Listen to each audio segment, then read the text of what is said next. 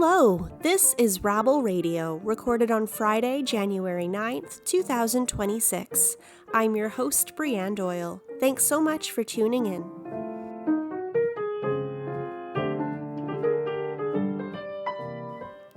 Rabble.ca shares with you the news of the day through a progressive lens. If you're curious about what's happening in Canadian politics, labor, the environment, and beyond, you've come to the right place. This is news for the rest of us. Thanks for tuning in.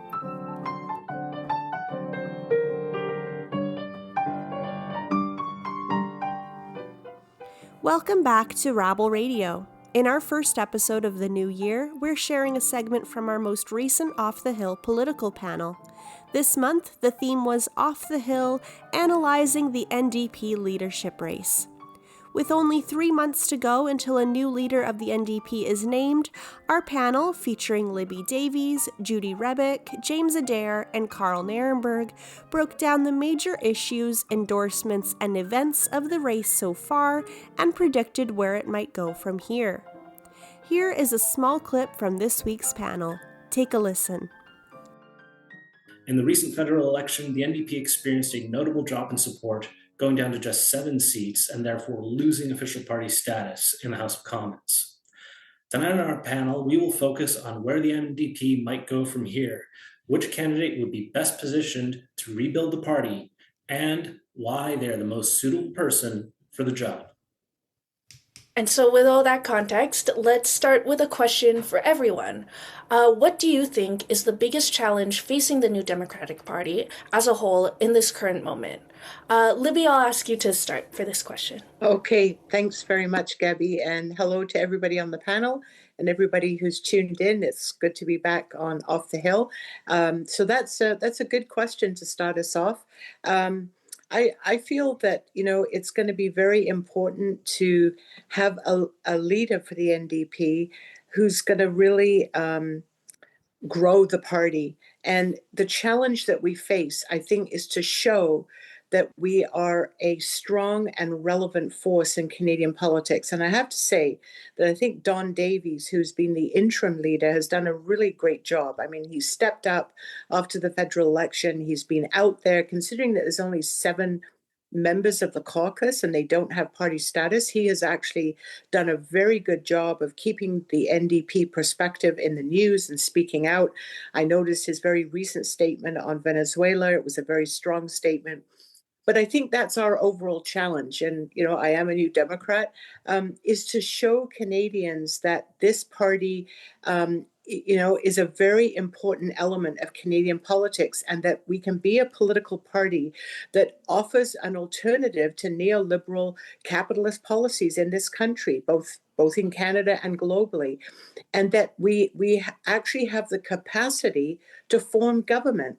To me, that is not just a pie in the sky. I consider myself sort of a pragmatic socialist, and I believe that we should always be striving as a political party, as part of a political movement, and Judy and I go way back on this, even to the old New Politics Initiative days, like 20 years ago, I guess it was, for the idea that a political party can be more than just an electoral machine. It can be part of a movement for transformative change. And I think the NDP has really slipped from that in recent years. Maybe we were never there. And this is an opportunity in this leadership race to examine those questions and say, are we up for this? Do we have the courage, the foresight, the boldness, the vision to put forward with Canadians and to invite Canadians who are progressive to join a political party that is very bold and outspoken and is going to change the way politics is done in this country and change the way Canada is seen in the world. So that's a pretty big challenge, but hey, why not go for it? Now, Judy, what are your thoughts on this question? What's the biggest challenge facing the NDP as a whole? Well, I think the NDP requires a whole renovation, if you want. I don't know what the right word is, revitalization. Like, the NDP, by trying to be a little better than the Liberals for the last 20 years, has just slit its own throat. And right now it needs to be revived. That's what I think needs to happen. And I mean, I agree with Libby. Ideally, it would be better if there was an NDP government, but I don't think that's going to happen. But what I do think has to happen is a revival of the left in general, and that it's desperate. Like it's not just a regular, well, we need to revive the party. Like as Libby pointed out, she and I were involved in the New Politics Initiative 20 years ago, which was an attempt to recreate the NDP at that time to be closer to the social movements which were rising in the anti-globalization movement. And we didn't, we didn't succeed, although we really did well, I think, and we had a great run at it. But now we have a couple of candidates, but in particular Avi Lewis, who's talking about doing that now with the party, and hopefully, as well as other things, and hopefully it will revive the party. And that's just part of what we have to do. We need to bring together social movements. We need to do lots of things, but reviving the NDP is part of what we have to do. And I definitely think that we're suffering terribly by not having the NDP have official party status. And I agree that Don Davies is doing a good job, but it's just not the same if you don't have party status. You don't have the same power in Parliament, and you can't really. They're not really being able to affect anything now. And I think we see what going to an almost two-party system is doing, is that the Liberals are going, I mean, this guy's further right than Paul Martin, and that takes some doing. When I'm talking about this guy, I mean our current Prime Minister, Carney. So, yeah. So I think a whole revitalization of the party is what's needed. And let's go to our parliamentary reporter, Karl Nerenberg. Karl. So first, I'll list what a lot of people think are the biggest challenge, and then I'll tell you what I think is the biggest challenge. And I tend to agree with both Libby and Judy have said. But a lot of people talk about reconnecting with the traditional working class, with the blue collar working class that they somehow lost with the male voters. They talk about connecting Canadians with Indigenous rights issues and with identity issues in a way that Canadians will relate to it, but that will make the NDP champion of issues, of those sort of issues. They also talk about somehow getting back into the game in Quebec. The NDP not only won 59 seats in one election, but they kept a bunch of seats in Quebec in the next election, so they have the capacity for roots there. So those are all stuff that people talk about, as well as taking lessons from the provincial parties and becoming more like the successful provincial parties. But what I see, especially as a person who's a journalist, I'm still a journalist. I have my views, and I don't pretend to be not situated somewhere on the landscape here. But what I see is that the NDP has to connect to the moment that Canadians are suffering from. Just now, we had the American invasion of Venezuela, the kidnapping of their leader, and then the next day, the president started saying, "Okay, now we're going to just grab Greenland." I guess they accused the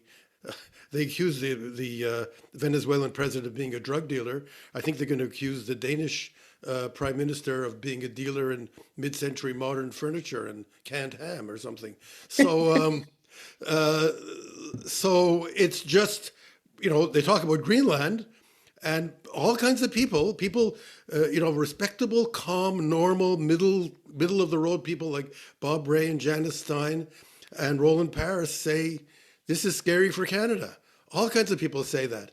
But the NDP has to have a position on this. It has to have a policy position that responds to the challenge of the moment, specifically in a more general way.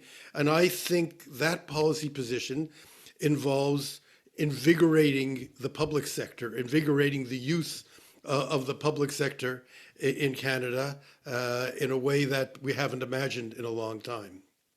I'll leave it there for now. Thank you so much, Karl. And last, James, we'd like to hear from you on what the biggest challenge to the NDP right now is. Yeah, I mean, first, I'd like to say thank you so much for having me on the panel today. I'm in really esteemed company, so I apologize if I have a little bit of nerves. I think the challenge the NDP is facing and the challenge that the left in Canada is facing right now is relevance. I think the NDP and I mean, we need to be critical of ourselves. I had with the Ottawa NDP, we had a meeting with Don Davies, who I also think is doing excellent, and he told us that the NDP and the left really need to look inward and figure out what's gone wrong and what is going wrong, because we're losing and we can't afford to be losing. I can't. People my age, generations after us, everyone can't afford to live in a world where we lose.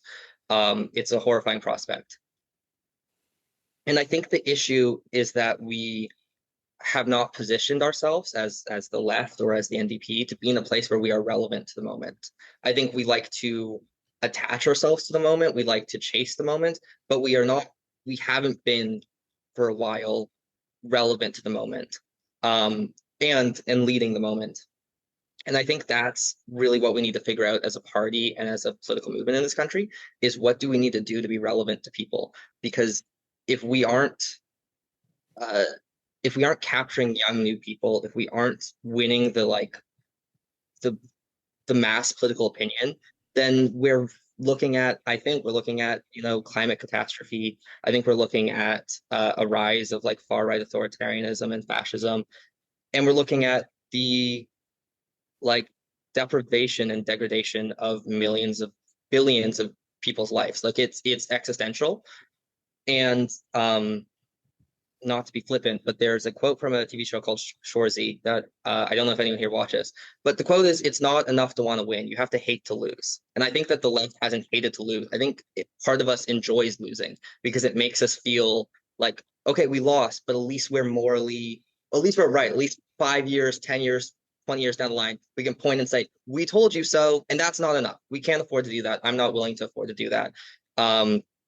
And so I think that's the kind of attitude that we have to install in ourselves is that, it's nice to win, but we have to hate to lose because losing is, I think, existential for Canada, but also globally. And I think that means we have to be relevant. And I don't think we've been relevant for a long time. All right. Thank you, James. And for this next question, I'm going to go directly to Libby. Now, Libby, you have a long history with the NDP. You've been involved in the NDP leadership, serving as deputy leader of the party. What qualities do you believe the NDP's next leader must have in order to be effective? Oh, thanks, Nick. First of all, I should disclose that I'm publicly supporting Avi Lewis, but I'll try not to be partisan here and just talk more generally. And I'd really like to pick up on Karl's comment about the challenge of the NDP in this global situation and needing to speak out, because I think that's actually a very key point that the new leader, whoever he or she may be, has got to address. As my good friend Sven Robinson would say, the NDP cannot anymore sort of slide to the mushy middle, which we have done on foreign affairs very often over the last decade or so. Certainly on Palestine, Heather McPherson has done a great job. Avi's done a great job. Other MPs have done a great job. But generally on foreign policy and on these huge international questions, we've almost adopted sort of a Me Too, whatever Canada does, kind of go along with it, say a little bit more. And I think that's been a huge loss for the NDP. Some people may remember, we used to have a very powerful foreign affairs committee of the party, not the caucus. And they used to analyze issues. They used to speak out, bring forward resolutions. We've lost all of that. And so I do think that the new leader, I mean, there's many qualities that they need to have. They need to be bold. They need to be willing to try new things. I would like to see a new Democratic Party that adopts an organizing model for itself. So we're not just an electoral machine. We don't just go to people before an election and say, oh, can you sign up? Can you door knock? And can you give us money? We have to organize in between elections. We have to be involved in issues. We have to be involved in debate and involving people so it's more participatory. We have to reach out to activists and go where they are and not expect them to come to us. So all of those kinds of ideas I think, are required of a new leader. The status quo is just not good enough anymore in the NDP. And I think there are some candidates that represent more of that view. And there are other candidates that represent a different kind of view. So to get back to Judy's point about sort of a revival or a reinvention of the NDP, these are all qualities that a leader must have. And to me, it's about growing the party and growing the movement. Someone who's got a much bigger picture idea about what needs to happen. And you know what? Is willing to take some risks. Like at this point, what do we have to lose? Right? I mean, I think when you look at politics out there, even in the US, you look at what happened in New York City, in other places, like people are ready to embrace a much bolder, more radical kind of politics. And I think the NDP has moved away from that. So I want to see a leader that takes us there, that is willing to take some risk, to bring people in and to say, we're all part of this. And it's about very big changes that we need to make, not only in Canada, but on the international stage as well. Yeah, thank you so much, Libby. As you mentioned at the top, you're publicly supporting Avi Lewis. I know you are not alone among NDP supporters who are embracing that candidacy. Judy, I know you are also very supportive of Avi Lewis. So I wanted to throw this question to you. Why do you think Lewis is the person for the job? And how concerned should the party be that Avi has already run to be an NDP member of parliament and lost twice? Why should voters overlook that record in the leadership race? Okay, so first of all, I would get that out of the way. Like Avi said, Jack Layton lost twice too. Like Jack Layton was not successful electorally until he became leader of the NDP. And John Mulcair was very successful electorally. You know what I mean? So like what you do before you're elected is not relevant. And also Avi ran the first time in a riding he couldn't possibly win. It was where he lived. And the second time against Teddy Fry, who's practically a statue in that riding. Nothing could move her out of there. I had a fight with Teddy Fry when I was president of NAC in 1990, and she was the member of parliament in that riding. Okay, so let's put that aside. It's not relevant. In terms of why I think Avi would be good is because I think Avi does have these ideas of revitalizing the party, of seeing the Social Democratic Party as only building a Social Democratic Party is only one thing that we on the left have to do, that he understands the need to be pressured when you're, one of the things that I learned over the years is what happens when you get into politics, and Libby could talk about this better than I can, is there's a pressure on you, and that pressure always seems to go to, well, we can't take risks. And if we say this, we're going to alienate these people and so on, and all that kind of shit that goes on with politicians. And they start thinking these little compromises is what are going to work instead of bold action. And this has happened to almost Libby exception, Sven an exception, almost everyone else I've ever known in politics.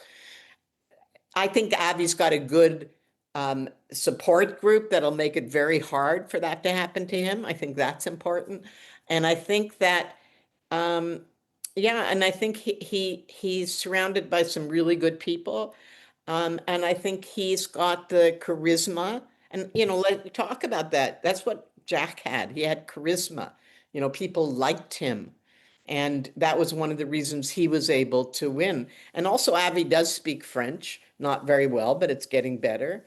And I think I agree with Karl that that's important. But the last thing I think I want to say is that, I don't look to the States very often for an example, but I think Mandami is really giving us an example of the kind of campaign you need, that people want to be active. They want to be organized. They want to be in community. They want to work together to change the world. And, the NDP turned itself into this, phone call machine that just called people and asked them how they wanted to vote, and hired people to call people instead of organizing, right? The only thing that I ever enjoyed in electoral politics was going door to door. And actually, when you talk to people, the people are really pretty sensible if they knew what we thought, right? But we don't do that anymore. And if you do talk, you're just asking them how they vote. And so I think Avi understands all that, and not just Avi as an individual, but the people around him. And so I think that's why we need him as a party. And it looks like Eve Engler's people are trying to take over the chat, which is annoying me no end. So like, cool it, guys, okay? Like, you just convince us that it's good that he's not on the platform by trying to take over the chat. Sorry. Well, I think we may get to a question on Eve a little bit later in the show, but for now, I'm going to go to Karl for the next question. Karl, you've written about the need for the next NDP leader to be bilingual in both English and in French. How are you currently feeling about this in a field of candidates who are mostly not bilingual? Well, it saddens me and it worries me. I'm not quite sure why so many of the many bilingual people who are involved with the NDP. I think of great political figures like Peter Julian, who just lost the seat in BC and who was a member there for many years, who speaks excellent and fluent and comfortable French, or Sven Robinson. It's just it's a sign, I guess, of the fact that it's a difficult time for the NDP, and a lot of people are kind of ducking the leadership race in this difficult time, thinking the challenge is too big. But it's, the only point I would make is that the Liberals and Conservatives decided, the Liberals, I'll make a confession here. I am 78 years old, so I'm not young. The last time the Liberals had a unilingual leader, I was 20. I was 20 years old and they gave up. It was impossible after that for them to have a leader who didn't speak both languages very comfortably and very well. The Conservatives waited 7 or 8 years, and their first bilingual leader was Joe Clark, who spoke very good French, never lived in Quebec, came from Alberta. When Stephen Harper became leader of the Conservatives, he had come from a movement that had nobody. It was very anti-Quebec. They didn't have run seats in Quebec, and then they chose him in the United Party because he could speak French, and he managed to surround himself people whose politics I find very distressing. People like James Moore and Jason Kenney and Chris Alexander, a bunch of Anglophone cabinet ministers, not from Quebec, not people who had grown up speaking French in the neighborhood.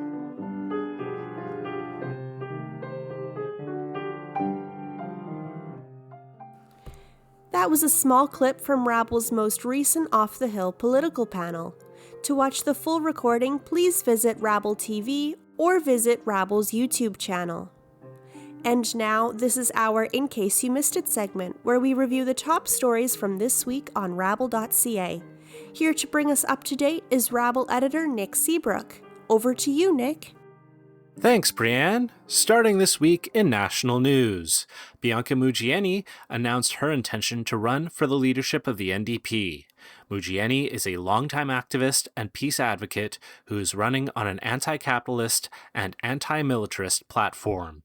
She is the wife of Eve Engler, whose candidacy for the NDP leadership was rejected by the 3-person leadership committee late last year. The deadline for candidates to submit their paperwork and the $100,000 entry fee to the NDP Leadership Committee is fast approaching at the end of this month.